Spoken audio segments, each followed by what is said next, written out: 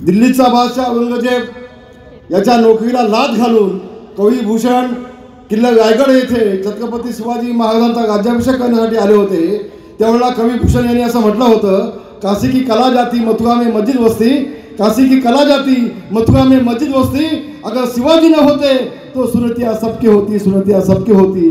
ते छत्रपती शिवाजी महाराज, शाहू फुले आंबेडकर, शिवसेना प्रमुख माननीय बाळासाहेब ठाकरे यांना मानवंदन देतो। आजचे आपले नवरदेव जावई सन्माननीय तटकरे साहेब, आपले उपनेते, मगाशी कोणी त्यांच्या नावाचं बारसं केलं, त्यांना कदमच करून टाकलं होतं, ते आपले चव्हाण साहेब, माझी लहान बहीण ज्योतिताई, या व्यासपीठावर बसलेली सगळी मांडव मंडळ, बंधू भगिनी मातांनो, पहिल्यांदा इतक्या मोठ्या संख्येने उपस्थित झाल्याबद्दल आपल्या सगळ्यांचे मनापासून आभार मानतो। सगळ्यांना लाख लाख धन्यवाद देतो। तटकरे साहेब, खेड तालुका हे माझं कुटुंब आहे, यांचं माझं नातं अतूट असं हे नातं आहे, प्रेमाचं नातं आहे, जिव्हाळ्याचं नातं आहे, कधीही न तुटणारं नातं आहे। आणि मला समाधान झालं, मी आपल्या सगळ्यांना आवाज दिला आणि आपण सगळ्यांनी माझ्या आवाजाला ओ देऊन या सभेला आलात। खूप खूप धन्यवाद तुम्हाला सगळ्यांचा मनापासून आभार। मगाशी 2009चा आपण उल्लेख केला तटकरे साहेब, 2009ला मी पडलो असं आपण म्हटलात। ज्योतिताई थोडी मागे हो, म्हणजे मला तटकरे साहेब दिसतील। तुम्ही म्हटलात 2009ला मी पडलो नाही, मला उद्धव ठाकरेंनी पाडलं, मी पडलो नाही, मी अतिशय जवळ जाऊन शकलो देतोय। 2009 सालामध्ये अनंत गीतेंच्या खांद्यावरती बंदूक ठेवून मी राज्याचा मुख्यमंत्री होता कामा नये, तर विधानसभेचा विरोधी पक्षनेता पुढचा मुख्यमंत्री असतो।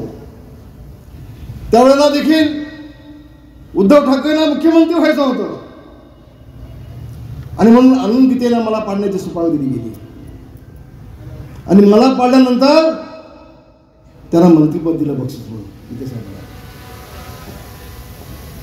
संबंध महाराष्ट्रामध्ये युती असताना शिवसेना भाजपाची विनय नातूंना उभं केलं। संबंध महाराष्ट्रामध्ये युती असताना फक्त महाराष्ट्राच्या विधानसभेचा विरोधी पक्षनेत्याच्या मतदारसंघामध्ये भाजपा गद्दारी करतोय आणि विनय नातूंना उभा करतोय, हे चित्र कसं होऊ शकतं? आणि म्हणून मला हा जो मसी आहे भास्कर, त्यांनी नाही पाडली, मला नातूनं पाडली,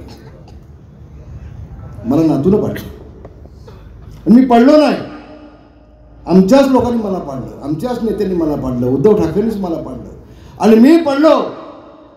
तटकरे साहेब, ते मोबाईलचा बाजूला ठेवा 10 मिनिटं, नाही तर तुम्हाला मतं कमी मिळतील, लांब ठेवा। आणि मी सांगतो, मी पडलो त्यामुळं माझ्या या खेड तालुक्यातल्या 3.5 गटाचं नुकसान झालं, विकासाचं नुकसान झालं। या 3.5 गटाचा विकास थांबला, विकास ठप्प झाला, त्याचं अतिशय दुःख मनामध्ये। रामदास कदम पडला नाही, मी पडलो, मला बाळासाहेबांनी लगेच विधान परिषदेचे आमदार म्हणून घेतला, माझं नुकसान झालं नाही, पण नुकसान माझ्या या खेड तालुक्याच्या 3.5 गटाच्या निव्यापासून, 15 गावाच्या निव्यापासून माझ्या सगळ्या गावाचं नुकसान झालं, विकास थांबला बांधवाला। आज ही संख्या तुका माझ्या मनामध्ये आहे आणि म्हणून तटकरे साहेब, मी शपथ घेतली की दापोली मतदारसंघामध्ये माझा मुलगा तिथे आमदार असताना दापोली मतदारसंघामध्ये निधी न देता जवळजवळ 50 कोटीचा निधी हा मी या 3.5 गटामध्ये दिलेला आहे, गुहागर मतदारसंघामध्ये दिलेला आहे। योगेश कदम हा प्रतिस्पर्धाला घालून 50,000 मतांनी मिळेल, मला त्याची काळजी नाही, पण आज एक गोष्ट अगदी स्पष्टपणे सांगतोय, कुठल्याही परिस्थितीमध्ये गुहागर मतदारसंघावरती छत्रपती शिवाजी महाराजांचा भगवा झेंडा फडकवल्याशिवाय रामदास कदम स्वस्थ बसणार नाही, हे देखील आपल्याला सांगतोय। होय, मी जाणार आहे, प्रत्येक गाव जाणार आहे, निव्यापासून मी काही 15-20 गाव घेतले, अनेक गाव माझी बाकी आहे. मी प्रत्येक गावात जाणार.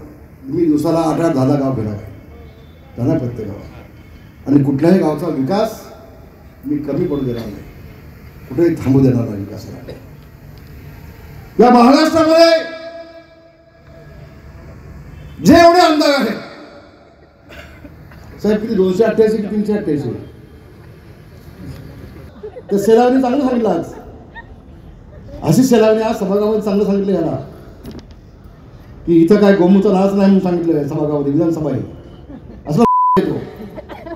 नाचकाम चांगलं येतं. तटकरीला शिव्या घालणार, रामदास कदमला शिव्या घालणार, नारायण राणेंना शिव्या घालणार, उदय साहेबांना शिव्या घालणार, सगळे नालायक. नाही एकटाला आहे नाचला गोमू गोमुनी. आणि म्हणून हा माणूस बेमान नाही, गद्दार नाही. शिवसेना प्रमुखांच्या पाठीत खंजीर खुपसून हा शरद पवार जातो आणि शरद पवारांनी 9 खात्याचं मंत्रिपद दिल्यानंतर देखील शरद पवारांच्या पाठीत खंजीर खुपसून पुन्हा इकडे येतो. गद्दार कोण? व्याख्या काय? गद्दारची व्याख्या काय? त्याला लाज वाटत नाही दुसऱ्याला गद्दार म्हणायला?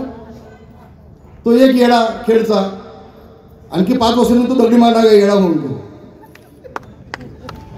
तरी पण तेच केलं ना.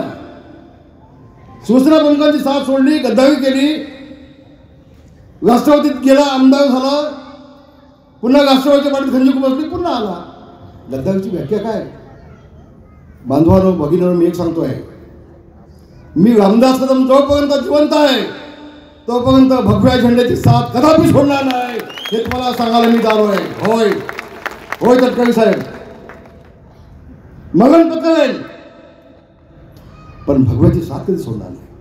मरण पत्करेल पण शिवसेना प्रमुख माननीय बाळासाहेब ठाकरे यांच्या विचाराची बेईमानी कदापि होणार नाही, कदापि होणार नाही, कदापि होणार नाही. शिवसेना प्रमुखांच्या विचाराची बेईमानी करण्याचं काम उद्धव ठाकरे यांनी केलं. होय बांधव, अतिशय जबाबदारी बोलतो.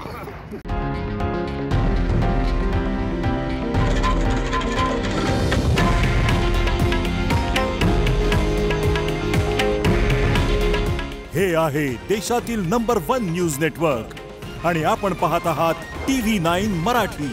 काळजी तुमची, हित महाराष्ट्राचं.